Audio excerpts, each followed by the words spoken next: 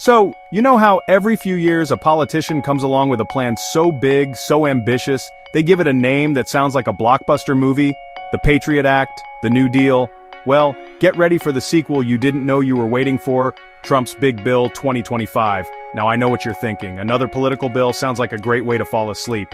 But stick with me because this one is packed with more twists and turns than a season finale of a telenovela. It's got everything: money, walls, healthcare drama. It's basically America's next top reality show, but the prize is the future of the country. This bill isn't just a piece of paper, it's a blueprint for a very different America. And because wading through hundreds of pages of legislative text is about as much fun as a root canal without anesthesia, I've decided to do the hard work for you. We're going to break it all down piece by piece. We'll look at the fine print, read between the lines, and maybe even have a few laughs along the way. Because let's be honest, sometimes you have to laugh to keep from crying. We're going to slice this thing up and serve you the most important highlights. From your wallet to your doctor's office, this bill aims to touch almost every part of American life. So grab your popcorn or maybe a stiff drink, depending on your political affiliation. We're about to dive deep into Trump's Big Bill 2025. We'll explore what it means for taxes, for immigration, for the roads you drive on, and so much more. By the end of this, you'll know exactly what's on the table. Let's get into it. Alright, first up, let's talk about the one thing everyone understands: money. Specifically, your money. The tax reform section of this bill is like a financial makeover show. The headline act, a massive cut to the corporate tax rate. The idea, they say, is that if big companies have more money, they'll hire more people, raise wages, and maybe even finally fix the coffee machine in the break room. It's the classic trickle-down theory, which, depending on who you ask, either creates a refreshing shower of prosperity for everyone, or just leaves the rest of us waiting for a drip that never comes. It's a big bet on corporate generosity. But it's not just for the big guys in suits. The bill also proposes simplifying the individual tax brackets. Instead of the current 7-layer dip of tax rates, we might be looking at something more like a 3-layer cake. Fewer brackets, they argue, means less confusion and a simpler tax day for everyone. Sounds great, right? No more spending a weekend with a shoebox full of receipts crying over Form 1040. But the devil, as always, is in the details. Who benefits most from this new, simpler system? And what happens to all those beloved deductions for things like student loan interest or state and local taxes? Some of them might be going the way of the dodo. And here's the kicker: many of these individual tax cuts are designed to be temporary. It's like getting a free trial of a streaming service. It's fantastic for a while, but eventually the bill comes due. The corporate cuts, however, those are looking a lot more permanent. So the big question is, will this create a booming economy for all? Or will it be a short-term sugar rush, followed by a long-term budget headache? It's a multi-trillion-dollar gamble, and everyone's paycheck is a chip on the table. We'll have to wait and see if it's a jackpot or a bust. Now let's move on to a topic that's as subtle as a monster truck rally and a library immigration. If you thought the conversation around the southern border was already at a 10, this bill cranks the dial to 11. The centerpiece, of course, is the wall. But this isn't just about adding more bricks and mortar. The plan calls for a technologically advanced border wall system. We're talking drones, sensors, AI-powered surveillance. It's like the border is getting its own Silicon Valley startup. The goal is to create a smart barrier that can detect and track movement in real time. It's less build the wall, and more build the Iron Man suit for the border. But the policy changes go far beyond concrete and code. The bill proposes a major overhaul of the legal immigration system itself. It's looking to shift away from family-based migration, the system where citizens can sponsor their relatives, towards a more merit-based system. Think of it like a job interview for entering the country. Points would be awarded for things like education level, professional skills, English proficiency, and having a job offer. The aim is to attract the best and brightest from around the world. But critics argue this could fundamentally change the face of immigration, making it harder for families to reunite and creating a system that favors the wealthy and highly educated. And then there's the enforcement side of things. The bill calls for a significant increase in the number of ICE and Border Patrol agents, giving them expanded authority. It also aims to crack down on so-called sanctuary cities by withholding federal funding from cities that don't fully cooperate with federal immigration agents. This is a direct challenge to local governments, setting up a major power struggle between federal and city authorities. Essentially, the bill doubles down on an enforcement-first approach. promising a tougher, more technologically advanced, and more selective immigration system for America. Okay, deep breaths everyone, we're about to talk about healthcare. This topic is so divisive it makes pineapple on pizza seem like a settled debate. Trump's big bill 2025 doesn't just want to tweak the existing system, it wants to perform major surgery. The first and most dramatic move is a full-on repeal and replacement of the Affordable Care Act, or Obamacare. The replacement plan centers on the idea of giving more power to the states and the private market. It's like telling the federal government, thanks for trying, but we're going to let the local managers handle this from now on. The idea is that states know their populations best and can create more tailored, efficient systems. So, what does this replacement actually look like?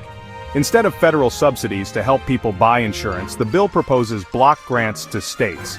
This means each state gets a lump sum of money to design its own healthcare program.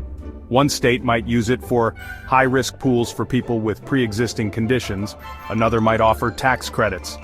It's a choose-your-own-adventure approach to healthcare.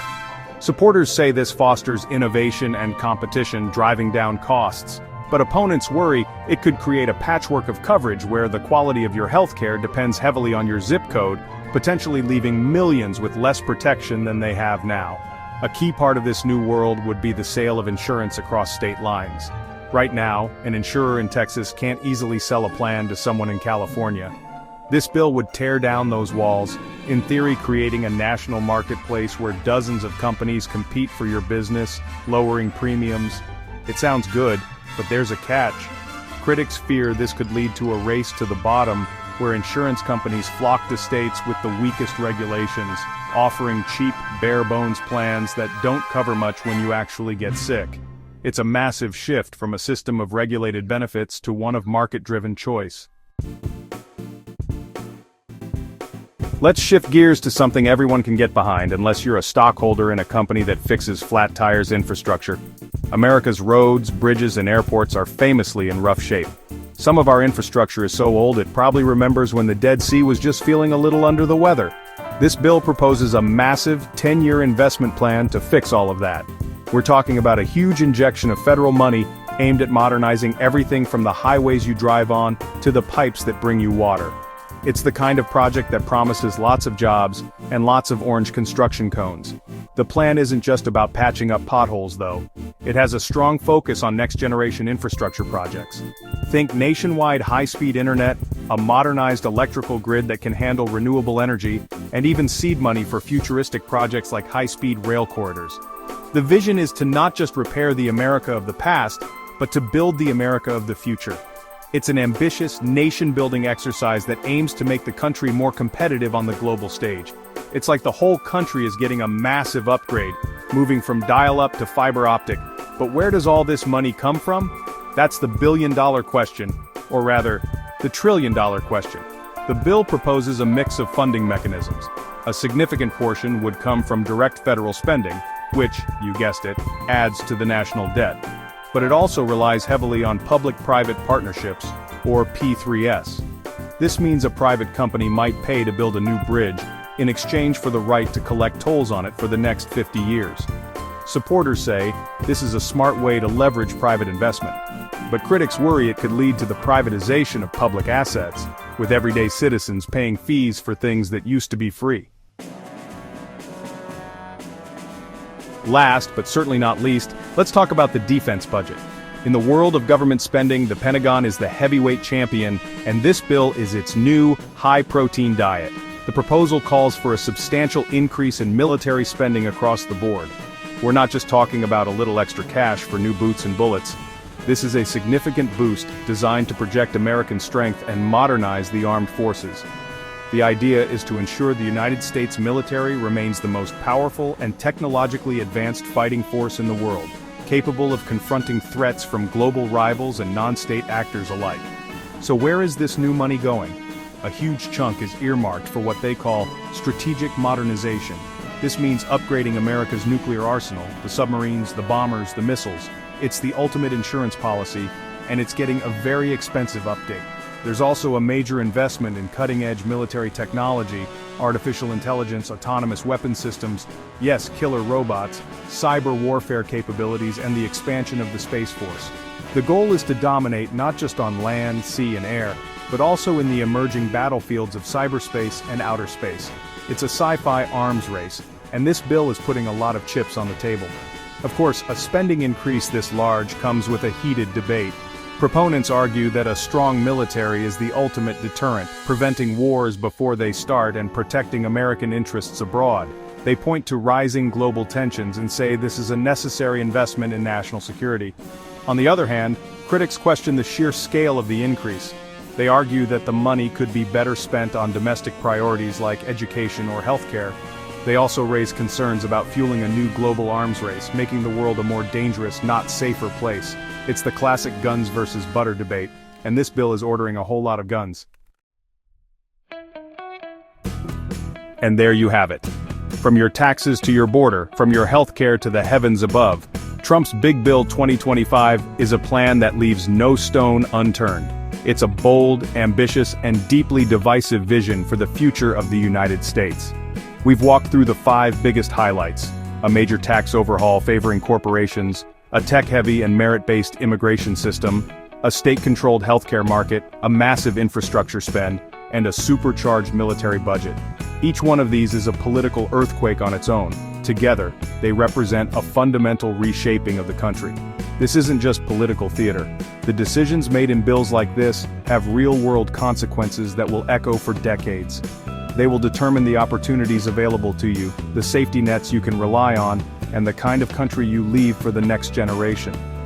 Whether you see this bill as a masterstroke that will make America stronger and more prosperous, or a reckless gamble that will deepen inequality and division, one thing is certain: you can't ignore it. It's a conversation that every single one of us needs to be a part of.